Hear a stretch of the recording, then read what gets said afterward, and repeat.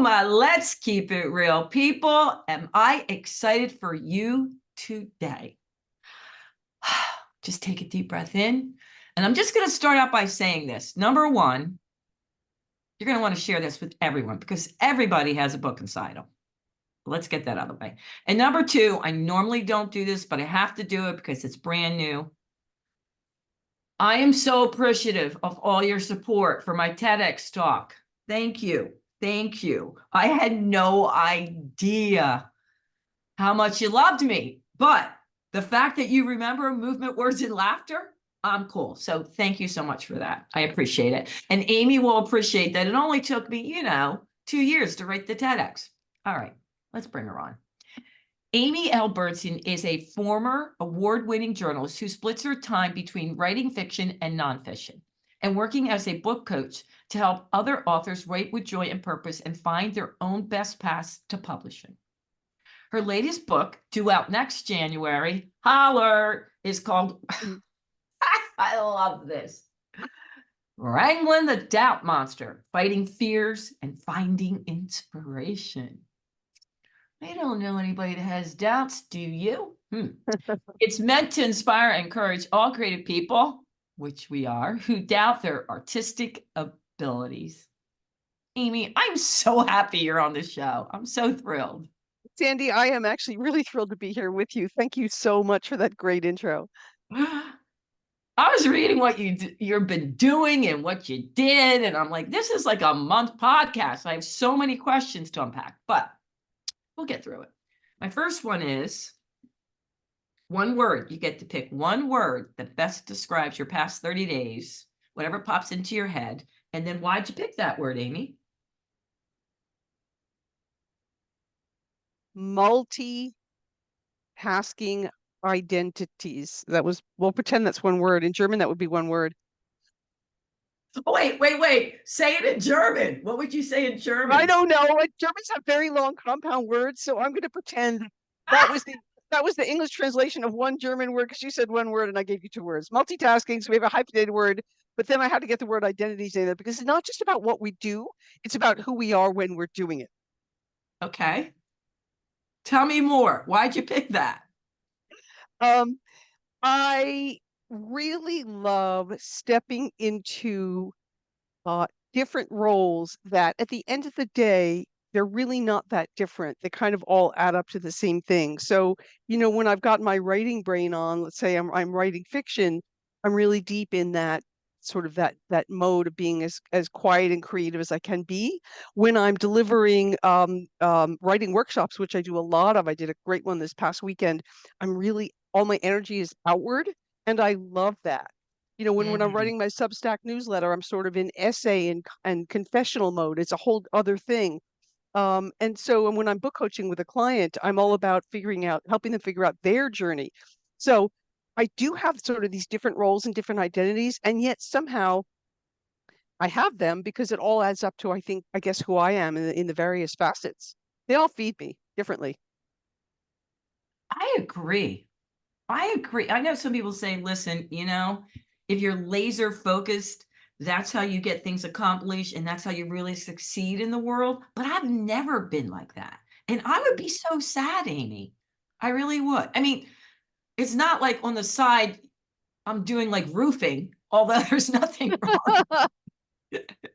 I mean, I am sort of doing the same thing. My whole mission is to spread joy, promote mental and physical well-being. It's just, I say my vehicle changes. Yes, it's like as though we have all these different cars, right? And we drive whatever car we need for that to where our destination is that day. That's the car we get in, right? Like the snazzy sports car or the van or yes. I think some people are temperamentally suited to doing basically one thing, and they have their lane and they do it really well, and that's terrific. But then there are those of us who we need to kind of split ourselves up for it to add up to fulfillment, and feeling like we're really engaged and fulfilling our own potential. We need to be doing several different things. But I think if they usually do end up relating to one another somehow. Yeah, they do. Well, Amy, my peeps were so excited that you were coming on, and I have so many questions, but there's no way we're going to get to all of them. but I'm going to bring out some fun ones. And some of them are some doozies. So I can't wait for this. I love it. You could throw anything at me. Oh my God. This all fake names to protect the innocent. All right. Sally Bell. Dear Amy, I've been advised to write a book. I suck at writing. I've watched other people write books just because it was good for business, but I know, Amy, they didn't write those books. And it pisses me off.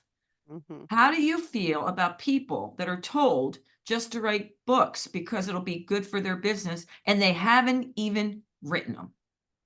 Right. Love So Sally Bell. love it. So, ghostwriting is really, really big business. I am not in that business. I choose not to be in that business. And it's very transactional, right? So it's really transactional in that someone will write your book for you. You just have to, they interview you a whole bunch. They'll turn it into organized words on the page. You can add some things, you can polish it. And this is a very transactional experience with a goal, which is you want to get your expertise out on paper, be able to sell your book in the back of the conference room or at the trade fair, whatever it is. There's nothing wrong with that. That works for a lot of people. But you have to see it for what it is. That is the transactional business end of, hey, here's who I am. I put it between some covers. So now you can see that I'm an expert. And oh, by the way, here's my book, right? And it is what it is. You can see it for what it is. And I think the authors can also see it for what it is. They're doing it for a purpose to further their profits or their profile, right? A lot of it is brand building. There's a lot of that. Now, let me just say in context, that's the one far end of the spectrum. The other complete other far end of the spectrum is that person who's sitting at home alone with a pad and paper or a computer and just trying to write something for themselves that gives them passion, joy, or helps them explain the world to themselves. They may not never even show it to anybody else. This is the far other end of the spectrum. And then there's all of us, all those dots along the line, right? And it's really whatever works. It's what you need. It's what you need at that time in your life. So I'm not here to I don't sit in judgment on any of this. I mean, I think as long as we're honest about why we're writing, what we're writing, and who we are writing it for, be honest about it. Don't try and don't pretend that you got onto the Wall Street bestseller list because by yourself, A, you had a ghostwriter, and B, those lists are manipulated. You can purchase lots of copies. If your company goes and buys 3,500 copies of your book for you, then you pop up on the bestseller list. Well, you didn't get there because readers loved it. You got there because you manipulated your way onto it. But it is what it is. Yeah. Yeah. See, I agree with you. Just be honest with what your purpose is. And I do know people that have wonderful businesses. And when they get out there and speak and they have a book, it really does help them. But I thought of ghostwriters differently for many years, which is you've done a lot of the writing or dictating, or they came over and interviewed you and they were just polishing it up. I didn't think of it that they were writing the whole thing. Oh no, the ghostwriters will often do the ghostwriting. Ghostwriters earn a great deal of money because they're really doing the heavy lifting. Like they may be working off notes, they may be working off an outline, which they have to then supplement with interviews with the author. They may have to do a lot of a lot of research on the author's behalf, and the author ultimately can sign off on it, but the ghostwriter is doing the heavy lifting. And that's more of an as told to, or the clue will often be like, my 100 best sales techniques by Jim Jones with Patti Smith, and Patti's the ghostwriter, not the rock star Patti Smith. I just made up Patti Smith, but Patti's the ghostwriter, and Jim is the quote, the author expert. And again, it's a transactional business agreement, and it's it's popular and it's very expensive to do. All right, Sally Bell, I hope that answered your question. All right. I think I know the answer to this next one, but I'm going to get it in because so many people want to know. Dear Amy, have you always known you wanted to be a writer? And when did you start writing? Right. Wonderful question. I have a yes and a no. The yes is when I look back, I can see that I always was going to be a writer because it was the thing that I did the best and is the thing that I came back to as a skill set, both for my livelihood and my pleasure and my torture, again and again and again. I remember writing a short story in second grade, and it meant a lot to me. And it was about a man in a grocery store, probably because I went with my mother to the grocery store, and that was like a big part of my experience. So, but the reason I said it's a yes and a no is, you know what? I was well into my middle years as an adult before I finally had the courage to call myself a writer. I thought that that was something else that other people got to call themselves, but I hadn't earned it. And it finally dawned on me, that's true. It is who I am. It really is. And so I do think it's something that can live within you, either expressed or unexpressed, for a lifetime. And you have to kind of figure out how to own that identity and really step into it if it's what you want to do. That reminds me too of people in the speaking business. There are people that say, I'm a speaker, I'm a keynote speaker. And then there are others that feel like, ooh, I can't really call myself that unless I make this much money or on this many stages. And that's bullpucky. It's just what you said. That's Right. irrelevant. Right. Exactly. All right. This I think would have to take another podcast, but we can scratch on it. The process. They want to know. This is from, we'll call him Billy Bob.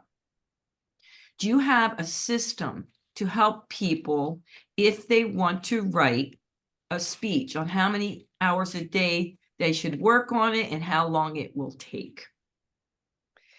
Okay, Billy Bob, here's some straight talk on that question. With all due respect to you, you're asking the wrong question because you're looking at hard metrics for something that cannot be measured and quantified the way you want it to be. I'm a former executive speechwriter, so I actually do know what I'm talking about. I wrote in for big politicians in Washington, D.C. for a number of years. Actually know what I'm talking about, Billy Bob. Right. When you're writing a speech, well, I mean, because I can just sit here and spew, right? But I actually know what I'm talking about. When you're writing a speech, you need to be 100% focused on what are the three big takeaways for the audience and who is the audience. So how do you leave them so they can really hear you, so that they want to lean in, and so that they get something that they can remember? This is what you need to be focusing on. However long it takes you to accomplish that is kind of irrelevant. Like, you might be able to write that speech in 15 minutes. That's terrific. You may have to revisit it day after day after day for a month. I mean, just depending on your realistic timeline. But so it's funny because I just went through a whole big workshop and I have all this material which is about uncoupling. Let me make an ancillary point. We, as creative people or as writers, we need to decouple from the standard cultural metrics about progress and productivity, because they don't match up with when we're writing and creating. Because writing and creating is about creating a message that's going to connect with whoever's consuming that message, whether they're reading or listening or watching. And you can't put hard and fast times to that necessarily. I mean, yes, we all have to work to deadlines, but that's a specific thing. And so I don't like creative people to think about their creative output in terms of these hard workplace style metrics, because it's a real big mismatch most of the time. I agree. I agree. And I know people that have written kick-ass speeches in a month and went up there and it's like they blew me away. And then I know others who took like a year and a half to 2 years to write 10 minutes. Well, that has the problem. If people are taking a really, really, really, really, really long time, let's say that they're floundering. Let's use that word. Yeah. They're floundering because they haven't figured out the core message, the three takeaways, and who they're talking to. Yep. This is what you need to know. You can't write until you know these things. When you know these things, then you can figure out your beginning, middle, and end with clear takeaways at the end. Set up the problem, set up the need, and set up the solutions and the takeaways. And that's really that's the bones of most speeches, and even a lot of TED Talks. You're right. Because for me, well, for my keynote, I wasn't clear because you have to, that your thread line has to be very narrow for a 10-minute TEDx. I wasn't clear what I wanted to take from my keynote to put in my TEDx. Until I became clear, it wasn't going anywhere. And it would, for me, it was really that difficult to decide because you think, oh my God, I got one shot. I got one shot. You know what I mean? Right. And then when I realized that's ridiculous, this is what I feel I want to get out right now, then Right. I really, in a Right. year, it's going to be different if I was doing, right? Yes, for sure. So that was the other thing. And I'm going to sum it up because there was a lot of people that asked this different ways. There are a few people I know that have started books and then stopped books, start books and then stop Yes. books. Yeah. And some of them really aren't clear on why. A lot of them, like this one gentleman said, well, I just got too busy with the kids. And then he says, his wife says, you're just using that as an excuse. Hmm. So this one man, he went to his therapist. I think that's a great idea. He went to his therapist, asked his therapist, and the therapist said, you're just a big chicken, bok bok. Meaning he was getting Get cold to it. feet. Yeah. Right. Right. Right. So I think there's a lot of reasons, but I would love to hear from you, Amy. Well, let's just lay it out there. Writing is one of the hardest and loneliest things on the planet that you can do. Let's put it out there. It's very hard to do. It's hard to maintain the concentration. It's hard to believe in yourself enough that you have something to say and to share. Mm. It's hard to find the time to quiet your mind enough to focus on this task about trying to create a story or an essay or whatever it might be. It could be a poem. It doesn't really matter what it is. These are really, really hard things. A couple points. We live in a culture that doesn't support us doing any of that. We live in a culture where you're valued because you're busy, because you're doing a lot of different things, because you're helping other people, because you're out in the world, because you're making money, because you're taking care of your aging parents. And that has nothing to do with sitting alone quietly in a room trying to write. And many, many people who are trying to write also don't have the support from their families, friends, and loved ones. I mean, those people love them, but they don't get it. And they think you're just a little bit crazy or a little bit lazy because they don't understand that people who are artistic often think about the world differently. They often think differently. They process information differently, and they need to share it differently, if you're trying to write. So there's a lot of strikes against us even beginning to do this in the first place. Now, let's make that even harder. And the harder part is that writing is a craft. I mean, just the way, you're not born knowing how to fix broken water pipes, right? Like you have to learn how to be a plumber. You're not born knowing how to if you've got light switches that aren't working, you're not born knowing how to fix the electrical stuff behind the walls in your house, right? You have to learn. Mm. Writing is a craft. It's very, very difficult to learn this craft. It takes a lot of time and a tremendous amount of practice. So there you are alone trying to figure out how to do this. And so we've got all these hard things kind of working against you. And then let's pile on some more hard things because that's not even enough. Then you've got doubts. Why? I don't know if I can do that. No one told me I could do this. I don't know if I can do this. I haven't done this before. How will I even know that I'm doing it right? Oh, I'm not this kind of a person. This isn't, no, I'm not really a writer. I mean, I know I'm fooling around. I'm not a writer. I can't. So you can work, you can be your wonderful own best enemy. It's so easy. It's so easy. So these are all the things we're up, and then we sit there and go, well, gee, why did I quit? I wonder.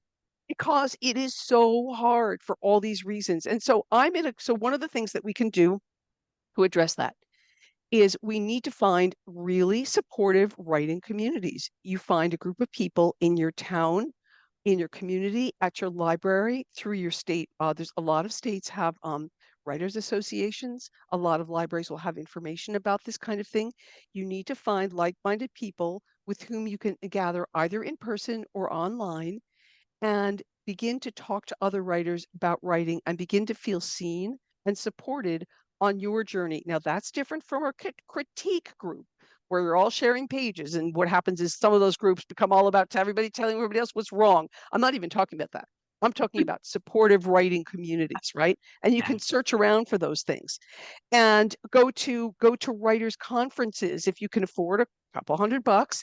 And even if you don't utter a word the whole time, listen to the conversations, talk to the writers around you, go to the workshops and seminars, begin to put yourself in the milieu of writers with writers so that it can begin to rub off on you. Oh, this is a writing community. These are writers. Look, they're people just like me, and they're doubting and struggling just like me, and they have questions just like me.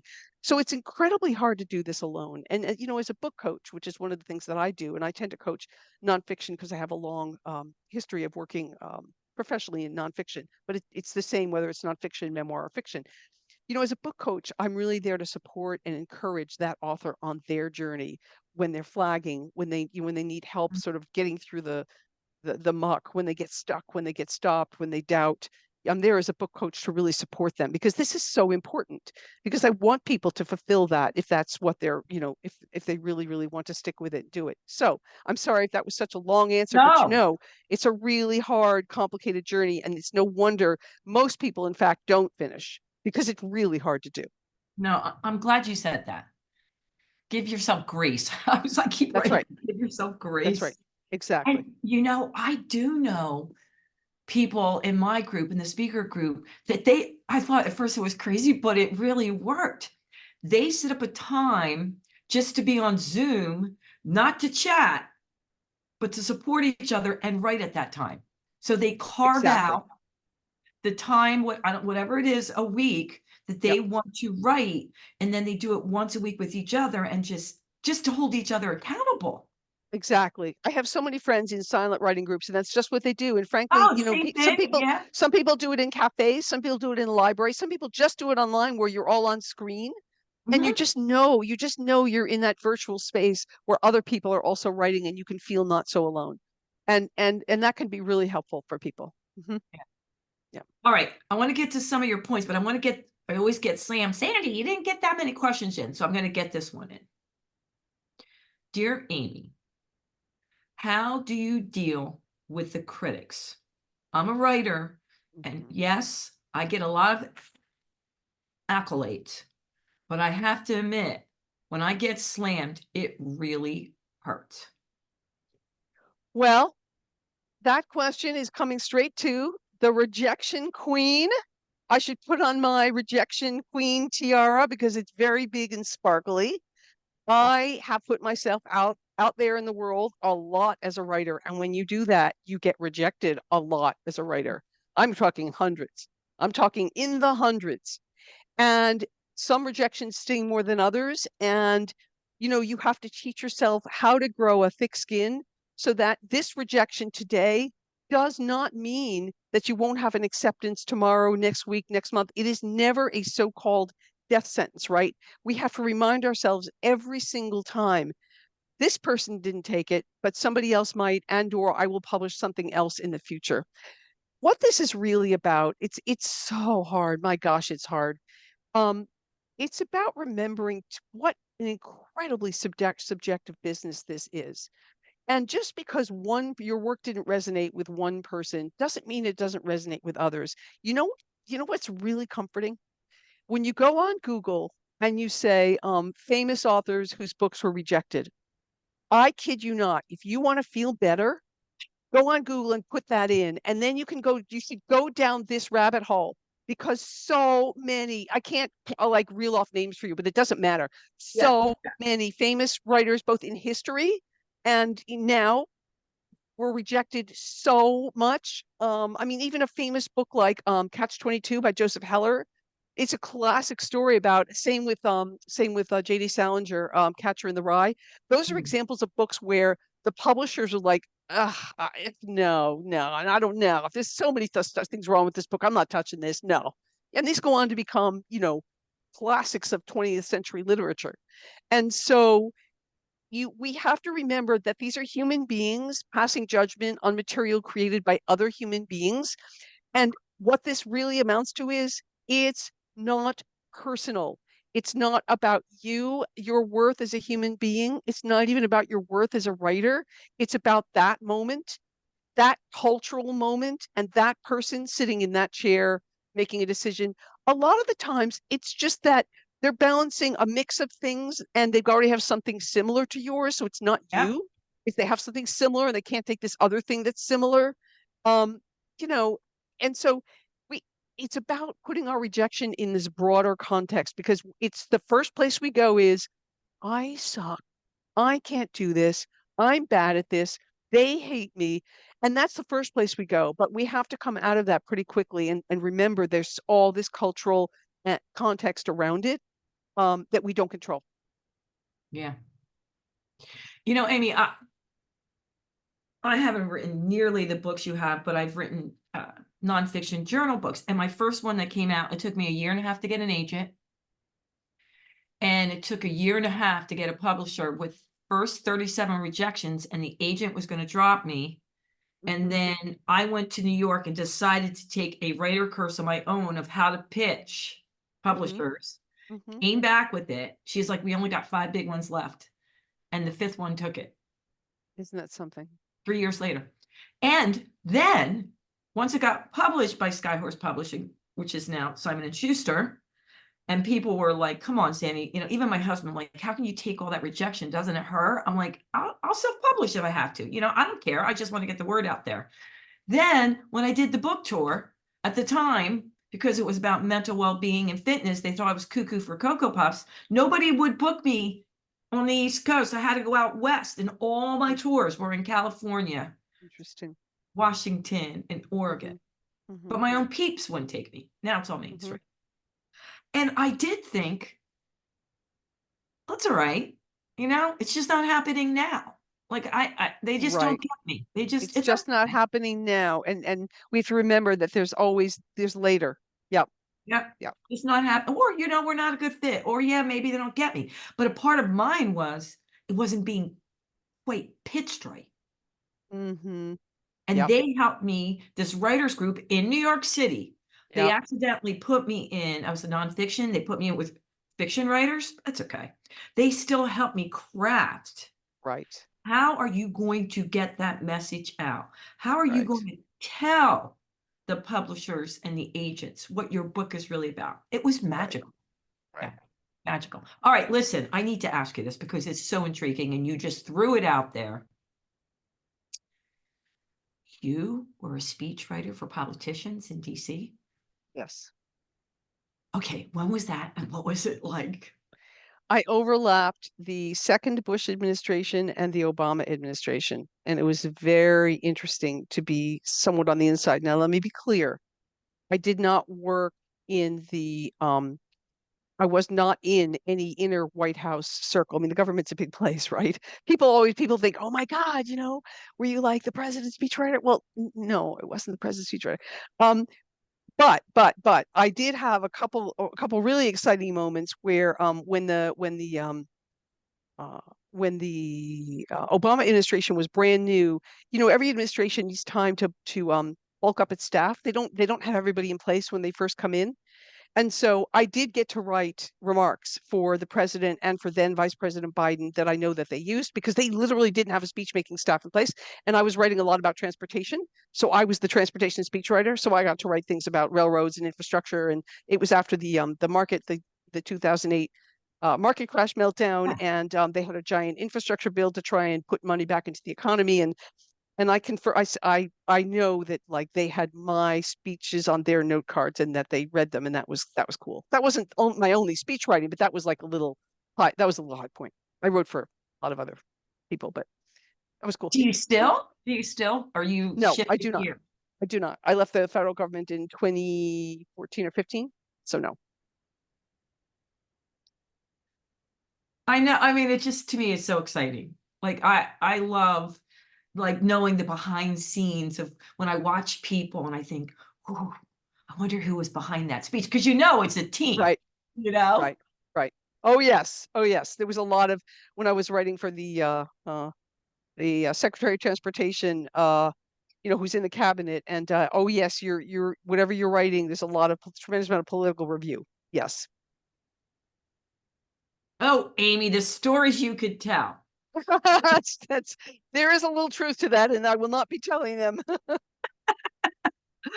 All right, well, now we can get to the tips. If I have time, I'll get to some more questions. But becoming a more creative person begins with giving yourself permission to do just that. What do you mean by that? I want you to break that down. I'm going to. And I think I really alluded to it earlier. One of the things that I'm finding in some of the workshops that I'm running and conversations that I have with people is anyone who wants to be an artist in any form, but again, because of the kind of culture we're in and the way that we're brought up, and I'm generalizing, but there's a lot of truth in it. This starts with giving yourself permission to be that person because it's a different kind of identity and it involves different kinds of risks, taking creative risks. It involves trying and failing.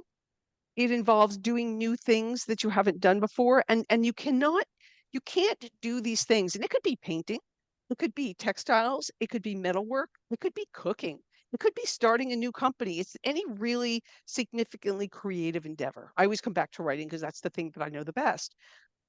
You have to give yourself permission to step into doing it and taking yourself seriously. Because if you don't do that, A, you won't be able to do it. And B, you'll never get anybody else to sort of see you as you see yourself. And that's Mm, important. mm. I think well, I don't think I know. I hear so many people say, I'm just not a creative person. And I think everybody is a creative Creative person in person. some Right. maybe it doesn't come out in writing, like you said, cooking, but I do agree. If you allow yourself, everybody has creativity in them. Who Right. doesn't? But see, yes. And so we live in a world where, that's suppressed. I mean, so much of our education, public and private, is not emphasizing creativity. It's following rules, completing tasks, um, filling out worksheets. And I'm not saying that some schools and some teachers don't do a great job at supporting their kids' creativities. They do, but I mean, by and large, we're not in a culture that is fostering this. So it's kind of no Right. wonder that you grow up and you don't. And art, music educations it's gone from almost all K-12 schools. I mean, we're not even giving kids that opportunity anymore in during the school day. Um, so it's really hard we have to go find that identity in a way. Like it's much easier to like, oh yes, I work in an office. Yeah, well, you and billions of other people. But when you say, yes, I'm a writer or I write poetry, suddenly you're alone. Mm. And I do agree with what the education. I think our teachers have a tough job because they have Yes. all these things they have to get done in a day and they're Yes. measured Yes. by that and they're Yes. conflicted. I hear it all the time. But I'm thinking about my son who now goes to Tyler Art School in the Philadelphia Mhm. area. Mhm. And he was at a big high school who had a magnificent art department. That's But great. still in all, that wasn't the emphasis. The last 2 years of his education, we switched him to a smaller school that really emphasized the art department. And man, Amy, it was like a different kid. Mhm. Mhm. Not that they didn't do all the other things, they did. I mean, they had all the other classes. It was Mhm. where the emphasis is. Right. Man, you would have loved it Right. just to see how he blossomed. Because he had the support to step into that identity. It was accepted, it was safe, it was normalized. And Yes. that's why I'm saying if you're Oh, writing alone, normalized. You're right, normalized. normalized. If you're writing alone, you need to find that supportive writer community where you feel normalized doing what you're doing. Hmm. Which is the other statement you're making here, uncouple all your creative endeavors from traditional expectations Right. about productivity and that's damn difficult. It is, I just wrote about this on Substack, and which people are welcome to go find me on Substack. Amy L. Bernstein. I just Can wrote you just about this back because, hold up there? Because I'm not familiar with Substack. I want to let them know oh, how I'm to, sorry. yeah. I'm so sorry. That was stupid of me to be so assumptive. Substack is an online community where people can write about anything. It's like running a newsletter online that anybody can subscribe to, often for free. A lot of people offer Oh, paid subscriptions, and you can search by topics. You could search by people. And so it's a really wonderful place to find people writing from their heart or, writing about hard stuff. I mean, that's people who are writing about technology, people who are writing about music, people who are reviewing movies, people who are writing about politics, which, I don't follow that on Substack, but you can find it. History, like there's a niche for everybody. And there's uh, a whole bunch of us on Substack who are writing a lot about creativity and the arts and writing. And it's a wonderful community both to just read into and to belong to. So is it similar to Reddit or totally different? Quite different because you're creating content in a newsletter format on Substack. Reddit is more like, it's a lot more like Twitter, like where people are sort of sharing comments and ideas. This is about creating, you could think of it as like, I mean, I call them newsletters. You could call them blogs or long Oh, blogs. yeah. Some people Oh, call them okay. blogs. It's like that. All right. So let's go from there. So they can find you on Substack about this Right. subject matter. Now let's talk about it Right. because this is big. So I'm sorry, talk about what? So let's talk about, you said you just wrote this on Substack about the traditional expectations of productivity and progress and how you can break away from that. Right, that's right. So I've come up with something that I call the wave method of creativity. And just to boil it down, in fact, and I'd be happy to, I could share that post with you, Sandy, offline. You can share it with people and hopefully they Oh, can just good. see it. Oh, Um, it's the notion is that there's a lot of people out there right now who say, well, it's very important to write a certain number of pages every week. It's very important that your butt is in the chair for X number of hours. It's very important that you maybe write at the same time every day. It's very important that you set yourself a deadline to get your first 50 pages down to your first 50,000 words. And there's all these ways of pushing and measuring. Now, this works very well for a number of people, but it works not at all for a number of people. So creativity cannot necessarily be forced, and you're doing your work may be driven by opportunity. It may be driven by a moment of inspiration. It may be driven by something you read or see or hear or listen to. It may be a comment that you overheard can suddenly spark a short story idea, which you didn't know you were going to have 5 minutes before. And so where we get our creative ideas and where we find the time to begin to express them cannot always be managed in a hard way to the clock. And just because you're not one of those writers who's um, incredibly uh, rigid or committed about it in a certain way, like there are people and they'll say, well, I get up at 4 in the morning and I write till 6:30. It's like, that's great. They're amazing. We just can't all do that for all kinds of reasons. So the wave method has much more to do with tuning into when you are feeling creative, hmm. noticing the circumstances that make you feel that way, and trying to seize opportunities where those circumstances can come your way so that you feel in the mood to make your thing, to do your thing. It's much more of a leaning into a voice that's inside you than setting a timer the way my mother did when I had to practice the piano. A lot of people have been there. I like that. I like that. Okay. Oh, and I love the fact that I have a whole new site to go to that I didn't know about. Yay, Substack. All right. So I like this because, again, it's about giving us grace. Your third point, pivoting to a more fulfilling creative life, need not happen all at once. Are you sure, Amy? You can get there in stages and manage risk along the way. So many people wrote in about this. That's a really big, as I call, sticky wicket from them. Yes, They're yes. all or none. They don't get this. That's right. And so I'm someone who pivoted from a very high pressured uh, Washington job, federal job, and I began to pull away in stages because I was just dying inside. And Mm. so I couldn't do this all at once, both financially and emotionally.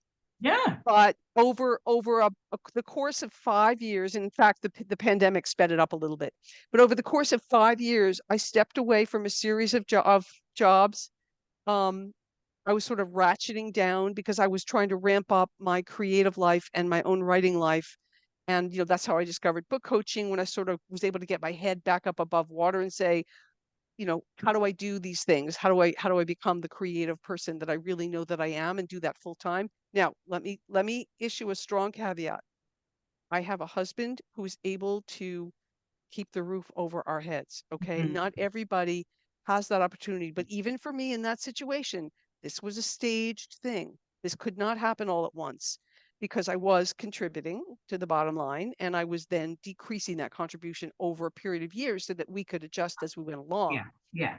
So, so it's about being able to, it's about, you don't have to say to yourself, I'm never going to be able to, I long to write. I long to really, really learn how to bake these amazing cakes. I really want to pull out canvas and paints. I just want to do these things. I just can't. I just can't. I have to work. I have to this. And I understand that because I've lived it. But you can set your intentions to find small ways to step into this. Mm, And you can start trying it out in little bits. And you can start trying to think about and envision what changes can I make to my work life that are going to give me more room for these other things. And you may have to plan that. yeah. Yeah. I mean, I took a series of jobs where I stepped back from my paychecks actually got smaller. This was very deliberate. And my responsibilities got sort of more narrowly focused. So I went from a job that was consuming me 14, 16 hours a day to a job that was really, frankly, part-time. Like this was over years. And I was able to step into these other roles gradually. So it's about setting intentions and Mm, really looking ahead and being patient with yourself. But don't say that you can't do it because you can. yeah. And I like that. And I like that you said, listen, I was able to do it. I still had to do it in stages, but I had somebody else keeping the roof over my head. Right. It just wasn't all willy-nilly. And somebody said, well, if you really believed in yourself, you would just go for broke. I'm like, yeah, that's what you're going to go for. Broke. Broke. Well, and I think that's an interesting comment because I mean, you can go for broke on the inside. That's what creative risk taking is. You can go for broke on the inside. You do have to create the circumstances in your external life because when I one of my workshops I talk a lot about the internal blocks and the external blocks, right? But you have to manage the external blocks as well. So internally, you can give yourself tons of permission, right? You have to believe in that identity. You have to step into it. You have to claim it, but you have to manage the external factors as well. Amen, Amy. So true. All right. We're kind of running out of time here. Yeah, Bugger. But I want to get a few things in. Number one, let's just talk about you are a coach. So are you an individual coach or do you do group coaching for I am an authors? individual. Well, I am an individual coach, which is to say, I can certainly arrange because I do so much training. I can arrange a one-to-many situation, but I have a clientele of individual writers. In fact, I kind of have a hard stop at two because I'm coaching a client at two. Yeah.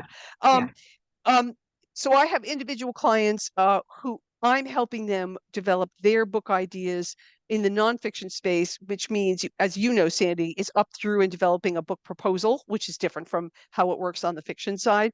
But I love working with writers who really are at the early idea stage, and I'm helping them step into developing their ideas to be as rich and sort of deep and interesting and layered as they can be till we really know that there's a book there and trying to create some structure around that. All right. Where can they find, how do they get on a list for Yeah, wrangling the doubt monster, fighting right. fear, finding inspiration? I can't wait. I can't wait.